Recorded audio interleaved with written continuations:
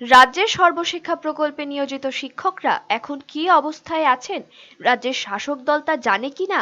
অথচ গত বছর জানুয়ারি মাসে সর্বশিক্ষায় নিয়োজিত শিক্ষক কর্মচারীদের সপ্তম বেতন কমিশন মোতাবেক বেতন দেবার ওয়াদা করা হয়েছিল। সপ্তম বেতন কমিশন দুরস্ত।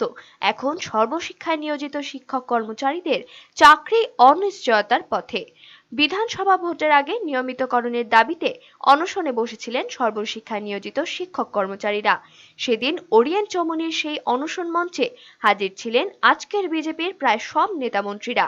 কিন্তু ক্ষমতায় বসার 1 বছর পরও নিয়মিতকরণ করা হয়নি সর্বশিক্ষা নিয়োজিত শিক্ষক কর্মচারীদের। গত বছর ভোটের আগে রাজ্যে এসে বিজেপির নেতা তথা আসামের মন্ত্রী হিমন্ত বিশ্ব শর্মা বলেছিলেন সর্বশিক্ষায় নিয়োজিত শিক্ষক কর্মচারীদের সপ্তম বেতন কমিশন দেওয়া হবে।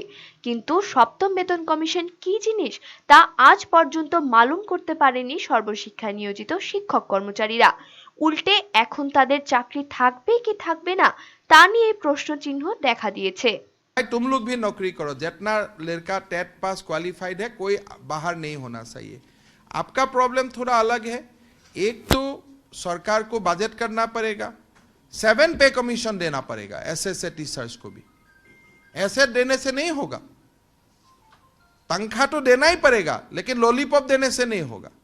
7 पे कमीशन देना पड़ेगा। और असम दिया है, महाराष्ट्र दिया है, हरियाणा दिया है, गुजरात दिया है, तो सारा बीजेपी सरकार दिया है, तो त्रिपुरा का बीजेपी सरकार भी सबको न्याय देगा।